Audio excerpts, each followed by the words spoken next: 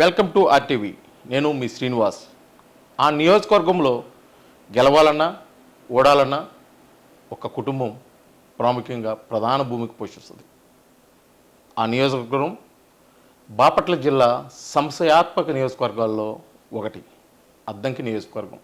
ఆ కుటుంబం ఎవరో కాదు, పాచిన చెంచు గరటయ్య కుటుంబం. ఆ కుటుంబం అక్కడ డిసైడ్ ఫ్యాక్టర్.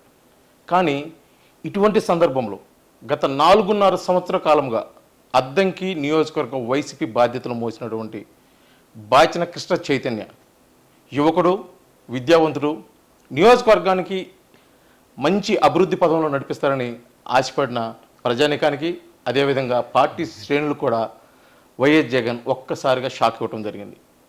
ఆ షాక్ ఏదో కాదు, నియోజకవర్గ ఇన్ఛార్జ్ బాధ్యతల నుంచి కృష్ణ చైతన్యాన్ని తప్పించి మరొక వ్యక్తికి అప్పగించటం. అసలు ఈ కథ అంతా ఎందుకు జరిగింది, అసలు దీనికి వెనక మూలాలు ఎవరున్నారు, భవిష్యత్ ప్రణాళిక ఏంటి అనే అంశం మనం వారి మాటలో తెలుసుకుందాం. కృష్ణ చైతన్య గారు నమస్తే. నమస్తే అండి. అద్దంకి నియోజకవర్గం గత 4.5 సంవత్సరాలుగా మీరైతే బాధ్యతలు మోసారు, వైసీపీ ఇన్ఛార్జ్ బాధ్యతలు మోసారు. గత 9.5 సంవత్సరాలుగా మీ కుటుంబం అయితే వైసీపీని అక్కడ కాపాడుకుంటూ వస్తుంది. ఎన్నికలు కొద్ది నెలలు ఉన్నాయన్న ఈ సమయంలో ఇన్ఛార్జ్ బాధ్యతల నుంచి తప్పించడం సబబుగా ఉందా? మీకేమనిపిస్తుంది? మీరు దాని మీద ఏ విధంగా స్పందించాలనుకుంటున్నారు? గత 4.5 సంవత్సరాల నుంచి మీరు చెప్పినట్టు ఏ విధంగా నియోజకవర్గానికి అందుబాటులో ఉండి నేను ఏ విధంగా పనిచేసింది ప్రజలందరికీ కూడా తెలుసు. అదేవిధంగా మా కుటుంబం ఈ నియోజకవర్గంలో మా నాన్నగారు దాదాపు 76లో రాజకీయాల్లోకి వచ్చారు. సో అప్పటి నుంచి కూడా అంటే ఆల్మోస్ట్ 47 సంవత్సరాల నుంచి నియోజకవర్గంలోకి అందరికి కూడా పరిచయం ఉన్న వ్యక్తి. దాదాపు కూడా దాదాపు 4 నియోజకవర్గాల మన అద్దంకి పరిసర ప్రాంతాలు, అద్దంకి కానివ్వండి, పచ్చూరు కానివ్వండి, సంతనూలపాడు, దర్శి, ఈ 4 నియోజకవర్గాల్లో కూడా ఎక్కువ మందితో పరిచయం ఉన్న వ్యక్తి మా నాన్నగారు. అదేవిధంగా 78 నుంచి కూడా మా నాన్నగారు ఇక్కడ కంటెస్ట్ చేస్తూ వచ్చారు 2019 దాకా. మధ్యలో 3 సార్లు 78, 83, 85, 89, 94, 99, 2019 ఇక్కడ కంటెస్ట్ చేయడం జరిగింది. 80లో ఒకసారి సమితి ప్రెసిడెంట్గా కూడా పోటీ చేసి గెలవడం జరిగింది. 2004 పర్చూరు నియోజకవర్గం నుంచి పోటీ చేయడం జరిగింది. 2014, 19 మనం కంటెస్ట్ చేయలేదు ఆ 2 ఎన్నికల్లో. సో 2004, 2009, 2014 ఈ 3 ఎన్నికల్లో కూడా మనం అద్దంకి నియోజకవర్గంలో కంటెస్ట్ చేయలే. 2004లో పర్చూరు నుంచి చేసాం, 2014, 19 పోటీ చేయలేదు. ఈ 3 సార్లు కూడా నాన్నగారు ఎవరికి సపోర్ట్ చేస్తే వాళ్ళే గెలవడం జరిగింది. ఇది అందరికీ కూడా తెలిసిన స్టోరీ. ఇది ఇప్పుడు మళ్ళీ 2009లో అది కూడా చివరి మూమెంట్ దాకా మనం ప్రకటించకుండా ఆ లేటుగా ప్రకటించడం వల్ల చాలామంది నాయకులు కూడా అవతల వ్యక్తి ఇన్ఫ్లుయెన్స్ చేసి ఆయనకు రాదు రాదు రాదు అని చెప్పేసి కమిట్మెంట్ చేసుకోవటం ఒక ఎత్తు అయితే, మళ్ళీ నేను వైఎస్ఆర్ పార్టీలోకే వస్తాను అని చెప్పి వైఎస్ఆర్ సిపిలోని కొంతమంది వాళ్ళని కూడా నేను మళ్ళీ అటే వస్తా ఈసారి నాకు చేయండి అని అతనుకున్న పరిచయం అందులోంచి వచ్చాడు కాబట్టి అందులో వాళ్ళతో కొంచెం నమ్మించగలిగాడు. దాంట్లో సక్సెస్ అయ్యాడు. అదే మాకు మొన్న కూడా ప్రధాన ఓటమి కారణం అది. దానికి తోడు ఏదైతే ఇప్పుడు ఇక్కడ వాళ్ళే కొంతమంది ముఖ్యమంత్రి గారికి సమీప బంధువులు వాళ్ళే మాకు సహకరించలేదు. ఇప్పుడు మళ్ళీ ఎవరైతే సహకరించలేదో వాళ్ళే మొన్న నియోజకవర్గ ఇన్ఛార్జిగా కొత్త వ్యక్తిని ప్రకటించిన తర్వాత మొన్న మాకు వ్యతిరేకంగా చేసిన వాళ్ళు, మొదటి నుంచి కూడా కాంగ్రెస్ వాదులు, ఎప్పుడు కూడా తెలుగుదేశం పార్టీకి ఓటైన వాళ్ళు మొన్న తెలుగుదేశం పార్టీకి ఓటేసి తెలుగుదేశం పార్టీకి చేసి అటువంటి వాళ్ళు ఈరోజు వారంతా కూడా యాక్టివ్ అయ్యారంటే ఇక్కడ ఏం జరుగుతుందో, ఎవరు ఇదంతా చేస్తున్నారో ఒకసారి మీరు గ్రహించుకోవాల్సిన అవసరం ఉంది. కేవలం అద్దంకి నియోజకవర్గంలో బాచిన చెంచు గరటయ్య కుటుంబం, అదేవిధంగా కృష్ణ చైతన్య పేరు బాగా వినిపిస్తుంది. నియోజకవర్గంలో తమ ఆధిపత్యం తగ్గిపోతున్న ఉద్దేశంతో ఇప్పుడు కొత్త నియోజకవర్గ ఇన్ఛార్జిని తీసుకొచ్చారని చెప్పేసి ప్రజలు అనుకుంటున్నారా? ప్రజలు అనేక రకాల ప్రచారాలు వస్తున్నాయి, అనేక రకమైన ఈ స్పెక్యులేషన్స్ వస్తున్నాయి. అందరూ నిజాలు ఉండొచ్చు, అబద్ధాలు ఉండొచ్చు, రకరకాల మా మీద ఆరోపణలు చేసేవాళ్ళు కొంతమంది ఉంటారు, అవతల వాళ్ళ మీద ఆరోపణలు చేసేవాళ్ళు కొంతమంది ఉంటారు. కానీ నిజాలు మీరు గ్రహిస్తే మీరు చూడండి, అదే అంటుంది, గత ఎన్నికల్లో ఏ విధంగా ఎవరైతే అటు పని చేశారో వాళ్ళు ఇప్పుడు ఈ పార్టీ వైఎస్ఆర్సీపీ పార్టీ అధికారంలోకి వచ్చినాక కొన్ని నామినేటెడ్ పోస్ట్స్ ఏదైతే మనం ఇచ్చామో, అంటే అది ఎవరి ద్వారా వచ్చినాయో ఒకసారి వాళ్ళందరూ కూడా కలుపుకొని పోవాలి, ఒక సామాజిక వర్గం వాళ్ళని మనం కలుపుకొని పోవాలి అనే ఒక ఆలోచనతో నేను ముందుకు వెళ్ళడం జరిగింది. ఆ విధంగా అందరిని కూడా కలుపుకునే వచ్చే క్రమంలో ఎవరికి కూడా ఇబ్బంది లేకుండా నిజంగా వైఎస్ఆర్ పార్టీకి కోసం పనిచేసిన వాళ్ళని కూడా కొంచెం వాళ్ళని నేను సముదాయిస్తూ అందరినీ కలుపుకొని పోదాం, రేపు మనకి గెలవాలి కాబట్టి అవతల వాళ్ళని కూడా మనం కొంచెం వాళ్ళకి కూడా ఇంపార్టెన్స్ ఇద్దాం. ఎందుకంటే పైన నాకు అదే చెప్తున్నారు, ఒక సామాజిక వర్గం వాళ్ళందరినీ మీరు ఎక్కడ వాళ్ళందరినీ కలుపుకొని పోండి, ఎక్కడ మీరు గొడవలకు తావు ఇవ్వకుండా అని పదే పదే నాకు చెప్పటంతో నేను నిజంగా మా అనేవాళ్ళు, మాకు ఎలక్షన్ చేసిన వాళ్ళు కొంతమంది బాధపడుతున్నా కూడా వాళ్ళని నేను సముదాయించి కొద్ది ఓపిక పట్టండి అని చెప్పి పాపం వాళ్ళని నిజంగా నేను ఒక రంగా వాళ్ళు బాధపడుతూ కూడా వీళ్ళకి ప్రిఫరెన్స్ ఇవ్వడం జరిగింది. అటువంటి వాళ్ళే ఈరోజు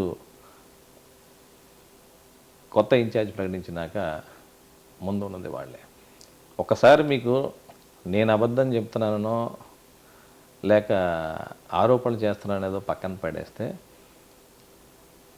వీడియోలు ఉంటాయి. కొత్త ఇన్ఛార్జ్ వచ్చినప్పుడు ఎవరున్నారు, పదే పదే ఎవరు పక్కన తిరుగుతున్నారు, ఒకసారి మీరు అందరినీ కనుక్కోండి. It's not a people take, ప్రజల అభిప్రాయం తీసుకోండి.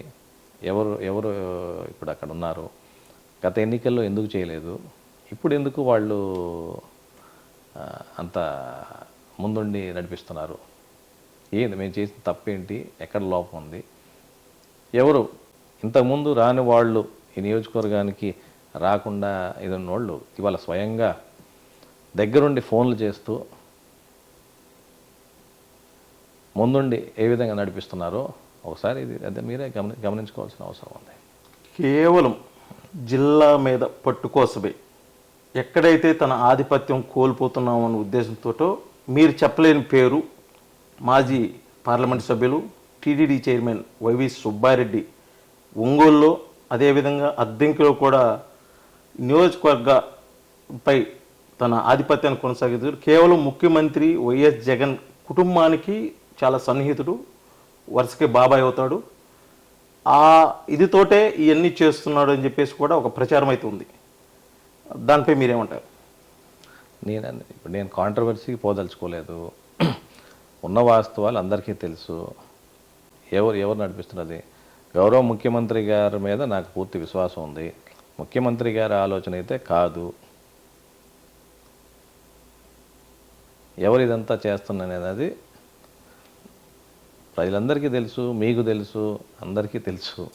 కొత్తగా నేను చెప్పి కొత్తగా పేర్లతోటి చెప్పి అనవసరమైన కాంట్రవర్సీలు తీసుకొని రావడం జరుగుతున్న పరిణామాలు మీరు చూస్తున్నారు కదా. గత నాయకులు ఎవరు ముందుండి నడిపిస్తున్నారు, ఈ 4.5 సంవత్సరం ఏమైపోయారు, ఎలక్షన్లు అప్పుడు ఏమైపోయారు, ఇప్పుడు ఎందుకు అంత ఇంట్రెస్ట్ తీసుకొని ఇది వస్తున్నారు అనేది ఒకసారి గమనించుకోవాల్సిన అవసరం ఉంది. ప్రజలకు తెలుసు, ముఖ్యంగా అద్దెంకి నియోజకవర్గ ప్రజలకి ఇక్కడ జరుగుతున్న రాజకీయం ఏందనేది పూర్తిగా ఈ నియోజకవర్గం అవగాహన, అందరికీ ప్రజలకు కూడా అవగాహన ఉన్న, అవేర్నెస్ ఉన్న నియోజకవర్గం ఇది. వాళ్ళ ఆలోచన వాళ్ళందరూ కూడా ఆలోచన చేస్తున్నారు. రేపు ఇక్కడ కనుక ఇటువంటి ప్రజల అభిప్రాయం, నేను పడిన కష్టం, ఈ 4.5 సంవత్సరం నుంచి నేను కుటుంబాన్ని కూడా వదిలేసి అద్దంకి నియోజకవర్గ ప్రజలకి వాళ్ళకి కావాల్సిన అవసరాలకు పనులు కానివ్వండి, లేదంటే నియోజకవర్గ అభివృద్ధి విషయంలో కానివ్వండి, లేదా వ్యక్తిగత వాళ్ళ పనులు కానీ ఎప్పుడు కూడా నేను ఎక్కువ కాన్సన్ట్రేషన్ పెట్టి అన్నీ మానుకొని నియోజకవర్గం కోసం నిలబడి ఏ విధంగా పనిచేసింది కూడా అందరికీ తెలిసిందే. అటువంటి నాకు ఈరోజు ఈ విధంగా ఈ డిసిషన్ అనేది చాలా బాధ కలిగించింది. సో తప్పనిసరిగా ఇది పునరాలోచన చేస్తారని ఆశిస్తున్నా. గౌరవ ముఖ్యమంత్రి గారు, ఎందుకంటే 175 నియోజకవర్గాలు గెలవాలని ముఖ్యమంత్రి గారి ఏదైతే అనుకుంటున్నారో దానికి అనుగుణంగా ఇది కూడా గెలిచి అద్దంకి నియోజకవర్గం కూడా గెలిచి ఆయన గిఫ్ట్గా ఇద్దామని నేను 4.5 సంవత్సరం నుంచి కూడా ఇదే చెప్తున్నా. ఇప్పుడు కూడా అదే చెప్తున్నా. ఈ 4.5 ఏళ్ళలో నేను ఏదైతే పనిచేశానో దాదాపు 90% గడపలు ప్రతి ఒక్కరి దగ్గర నేను వెళ్ళి ప్రతి ఒక్కరితో కూడా నేను ఇంటరాక్ట్ అయ్యి ఉన్నా. అందరితో కూడా మాట్లాడి అందరితో ఒకరి గురించి నేను కామెంట్ చేయను, కానీ నేను ఏ విధంగా తిరిగానో, ఏ విధంగా ప్రజలతో ఇంటరాక్ట్ అయ్యానో అనేది మీరు ఏ గ్రామంలో అడిగినా కూడా ప్రజలు మీకు సమాధానం చెప్తారు. సో తప్పనిసరిగా విజయం సాధిస్తామనే దిశలో ఇది చాలా బాధించింది. సో తప్పనిసరిగా గౌరవ ముఖ్యమంత్రి గారి మీద నాకు ఇప్పుడు కూడా నమ్మకం ఉంది. అద్దంకి నియోజకవర్గం వైసీపీ ఇన్ఛార్జ్ మార్చటం వలన, కొత్త వ్యక్తి రావటం వలన ప్రత్యర్థికి విజయం నల్లేరు మీద నడకలాగా ఉంటుంది అని చెప్పేసి అయితే గత వారం రోజుల నుంచి మనకి ఈ ప్రకటన అయితే ఎప్పుడైతే వచ్చిందో అప్పటి నుంచి అయితే ప్రచారం అయితే ఫుల్గా జరుగుతుంది నియోజకవర్గంలో. దానికి మీరేమంటారు? సరే, సహజంగా కొంచెం అది జరుగుతున్న మాట వాస్తవమే. అది అన్నిటికంటే కూడా నాకు నిజంగా బాధ కలిగించిన అంశం అది. ఇంత కష్టపడి 4.5 సంవత్సరాలు పార్టీని పికప్ చేసి పార్టీని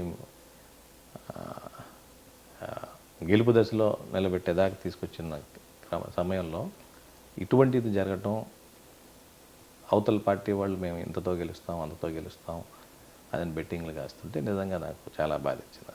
9.5 సంవత్సర కాలంలో వైఎస్ జగన్ తోటి ఉన్న బాచన చెంచుగారట కుటుంబం వైఎస్ జగన్ దగ్గర నుంచి ఎటువంటి హామీ కానీ భరోసా కానీ వచ్చిన పక్షంలో అద్దంకి నియోజకవర్గంలో ఉన్న నూతన ఇన్ఛార్జ్ ఇప్పుడైతే ఎవరన్నా వచ్చారో వాళ్ళతోటి కలిసి పనిచేసే దానికోసం కృష్ణ చైతన్య సిద్ధంగా ఉన్నాడు. అది నేను చాలా మొన్న కూడా పిలిపిస్తే నేను మొన్న కూడా చెప్పాము, మీరు పురాణాలోచన చేయండి, ఎందుకంటే ఇది కరెక్ట్ కాదు. ఇక్కడ ఏ విధంగా నేను పనిచేశానో దీనికి ఒక కారణం చూపించండి. ఇప్పుడు ఒక కరెక్ట్ కారణం చూపించండి, నేను కూడా అంగీకరిస్తా. ప్రాబ్లం ఎక్కడొచ్చింది? ఇప్పుడు నేను ఇంత కష్టపడి ఈ రకంగా నేను పనిచేస్తే నన్ను ఇట్లా ఈ విధంగా చేస్తే ఇక మిగిలిన నియోజకవర్గాల్లో ఇంకా ఏ విధంగా ఇది చేశారో ఒకసారి మీరు ఇంకా నాకు అదే ఒక రకమైన అనుమానాలు వ్యక్తమవుతున్నాయి. ఎందుకు, కారణం ఏంటి, ఒక ప్రాపర్ రీజన్ నా మీద చూపి. 2 నెలల క్రితం అంతా బాగుంది ఇదని చెప్పిన వాళ్ళు ఇప్పుడు ఈ విధంగా మాట్లాడుతున్నారంటే ఒక ప్రయోగం అంటారో లేకపోతే ఇంకోటో, ఏ విధంగా ఒక సామాజిక వర్గం కానీ దీని వల్ల ఈ డెసిషన్ తీసుకున్నారు. ఇది కేవలం ఇందాక నేను చెప్పినట్టు కొందరి